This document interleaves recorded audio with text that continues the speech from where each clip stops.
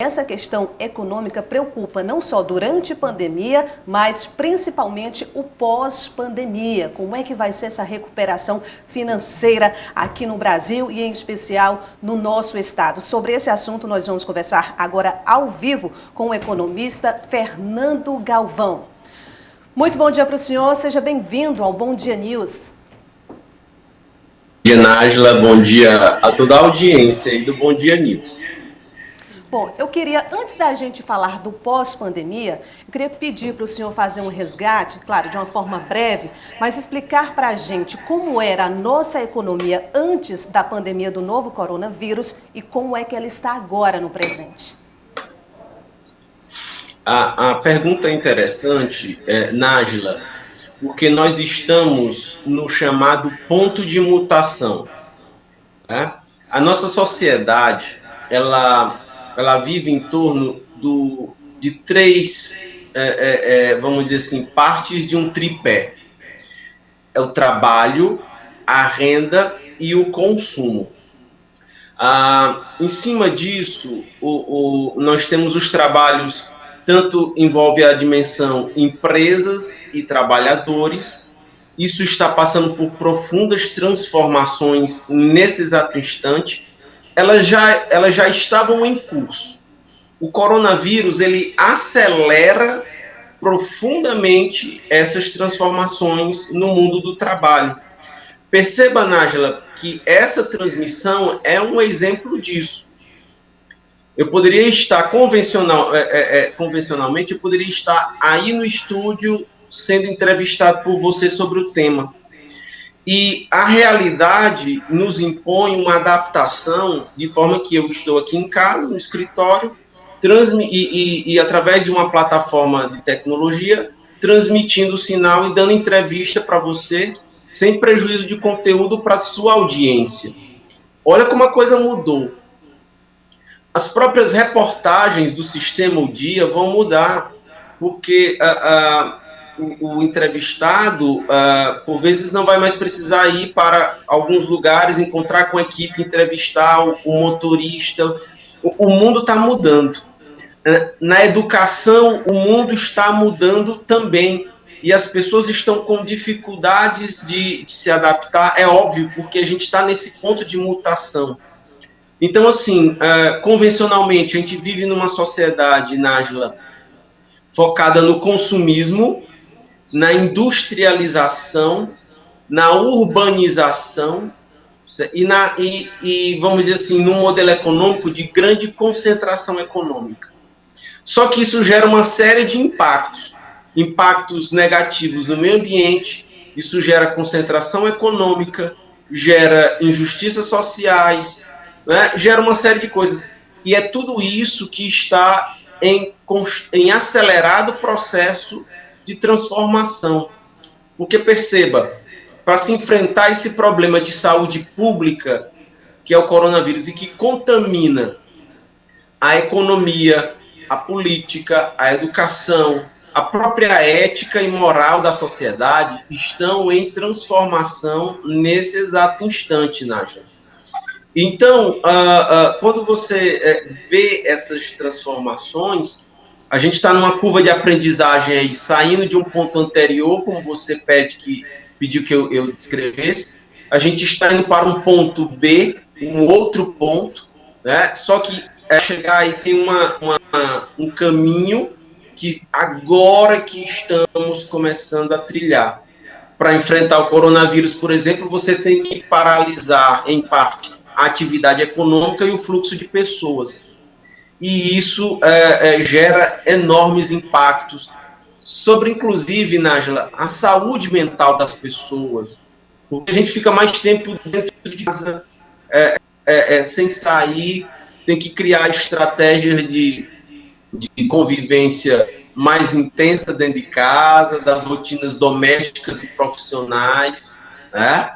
Então, nesse papo a gente pode continuar descrevendo essas profundas transformações. Fernando, a gente tem noticiado todos os dias, praticamente aqui no Bom Dia News, relatos de pessoas, não só em Teresina, no interior do estado, e eu acredito que no país inteiro, pais de família, preocupados por não terem a garantia do sustento de suas famílias no dia seguinte, no próprio dia como hoje e no dia seguinte. E aí a gente lembra que o Brasil é um país de terceiro mundo. Se eu não me engano, nós temos a mais ou menos décima economia do mundo. E na nossa realidade aqui no Piauí, nós somos considerados no nosso país, talvez o estado mais pobre da federação. E aí aqui a gente já tem registros em Teresina e no interior de empresas que fecharam as portas e não tem perspectiva de reabertura por conta de quebra mesmo, de não ter mais condições nesse momento, por enquanto, de arcar com as despesas dos seus funcionários. E aí a preocupação só aumenta. Como e quando é que a gente vai conseguir se recuperar? Nájila, é uma preocupação muito séria, porque veja, retomando do ponto que eu parei, porque o corona ele tem uma alta taxa de internação, então tenta-se evitar esse tipo de transmissão para não sobrecarregar o sistema de saúde, mas para isso fluxos de pessoas e de negócios está interrompido, gera uma série de efeitos em cadeia, né, sobre a atividade produtiva. O faturamento das empresas vai cair, já está caindo, está despencando. Tem desemprego à vista. Nájila, esse processo ele vai ser doloroso. Vão quebrar. Trabalhadores vão ficar desempregados. Para tentar minimizar esses impactos, Nájila, é que seria importante que o governo federal adotasse medidas de economia de guerra para tentar socorrer e manter em casa pessoas com renda. São medidas urgentes, né? Precisaria socorrer as empresas, né? As empresas que têm que se manter fechadas para evitar o fluxo de pessoas e esse risco de contágio em massa. Porque as empresas fechadas, elas têm custos, Nájila. Custo de energia, custo de aluguel, depreciação de máquinas, pagamento de funcionário. E o governo tem que entrar ajudando esses agentes econômicos, trabalhadores e empresas nesse exato instante e aumentar os investimentos em saúde pública. Essas são as 3 medidas emergenciais que devem ser feitas. Qual é o detalhe, Nájila? É que elas estão sendo insuficientes. Tanto estão sendo insuficientes que os empresários estão querendo já abrir o comércio antes de termos o controle do contágio do coronavírus. Ou seja, os empresários eles estão desprotegidos nesse exato instante, porque eles se veem obrigados a querer abrir o comércio, mesmo no pico de contágio do coronavírus. Ou seja, o governo precisaria reforçar ainda mais o apoio e o suporte às empresas, o apoio e o suporte aos trabalhadores, porque o sistema bancário já foi calçado. 1,2 trilhão de reais já foram destinados em liquidez financeiro para o sistema bancário. Ainda está faltando medidas mais efetivas para trabalhadores e para empresas do setor produtivo, Nájila. Porque isso não vai impedir quebra de empresa, não vai impedir desemprego, mas iria minimizar esses impactos e minimizar também o risco de contágio em massa do coronavírus. Fernando, principalmente você que é economista, você sabe da importância do PIB para os estados e para os municípios também. O que é passado para todo mundo é que as autoridades públicas já estão trabalhando no limite, no que diz respeito aos seus cofres. E aí, nesse momento, será que todo o PIB do país já foi investido também em recursos para combater a Covid-19? Veja só, nós temos alguns pontos que são muito, muito importantes de se fazer. Nesse momento, não dá, que é de guerra contra o coronavírus, não dá para a gente ficar pensando em ajuste fiscal. Né? É moralmente aceitável, Nájila, que, por exemplo, uma dívida pública que nós temos, em pagamentos de juros e amortização da dívida pública, que consomem a maior parte do orçamento brasileiro, que esses gastos, por exemplo, pudessem ser congelados, jogados para frente, rolar essa dívida, para que a gente possa pegar uma parte desses recursos e canalizar nesses três objetivos que eu mencionei. Socorro aos trabalhadores, às empresas e ao sistema de saúde. Mas isso é uma decisão política, não é fácil, mas ela precisaria ser feita. A equipe econômica ainda não topou esse desafio. Tá? O próprio Henrique Meirelles, Oi. Só lhe interrompendo. Os gestores, eles têm dito muito que sem saúde não existe economia. O senhor também faz essa associação? Porque eles falam muito, se a gente permite essa abertura do comércio, né, dos estabelecimentos, as pessoas correm esse risco de estarem fazendo essa contaminação em massa aí do novo coronavírus e aí colapsa o sistema de saúde. E aí fazem muito essa associação. Sem saúde também não existe economia. O senhor consegue fazer essa associação também?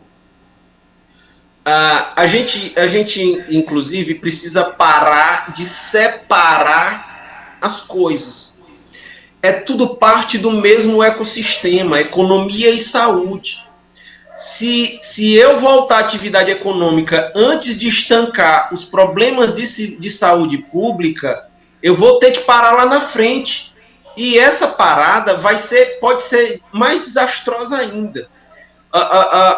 O ano 2020, do ponto de vista econômico, minha gente, ele já está perdido. Nós já vamos fechar, inclusive, no vermelho. O que a gente precisa concentrar esforços urgentemente, e todo o tempo que a gente perde aumentam as perdas econômicas, que é o nosso foco aqui da conversa, de que nós temos nós estamos caminhando, já estamos em recessão econômica, a ineficiência das medidas adotadas pode nos levar a uma depressão econômica. É fechamento de empresa, é aumento mais ainda de desemprego, é cancelamento de encomendas de matérias-primas, é queda na renda, é deflação. Ninguém vai consumir, os preços dos produtos vão cair abaixo do custo de produção. Isso vai levar a uma quebradeira de empresas. Então, assim, são medidas anticíclicas, anti-recessão, que precisamos adotar urgentemente. Por exemplo, o socorro financeiro aos governos estaduais e às prefeituras que vão perder receita. É fundamental que isso seja feito, porque é nas unidades estaduais e municipais de saúde que as pessoas estão sendo, que vão procurar no sistema de saúde. Então, assim, essa crise ela é diferente de todas as outras que nós já tivemos, minha gente. Porque ela começa na saúde pública e contamina a atividade econômica. A crise de 2008, ela teve pico nos Estados Unidos, ela surgiu, e foi no mercado financeiro contaminando a economia. Essa agora afeta a China na saúde pública. Afeta o mundo e afeta a economia. O setor de turismo, minha gente, eu tenho um gráfico aqui que fala sobre setores. O setor que consegue ter razoavelmente um bom desempenho econômico nesse momento é a alimentação.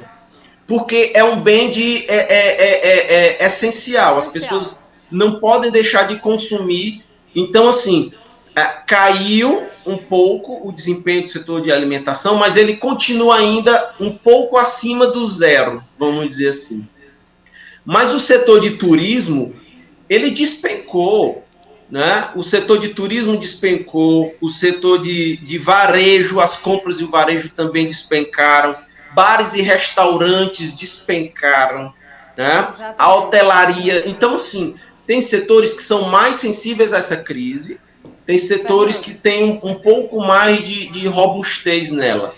E na recuperação econômica, percebam, tem uns que vão conseguir se recuperar mais rapidamente, outros mais lentamente.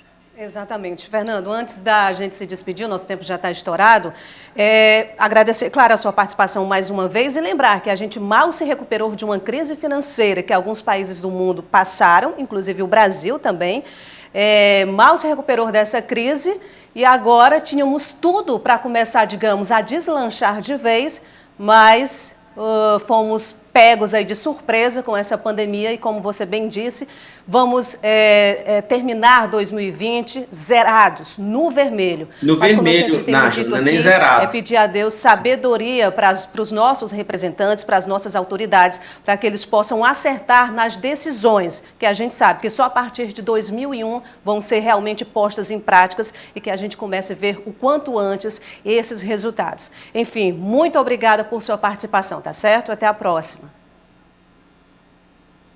Ok, obrigado em eu poder ajudar.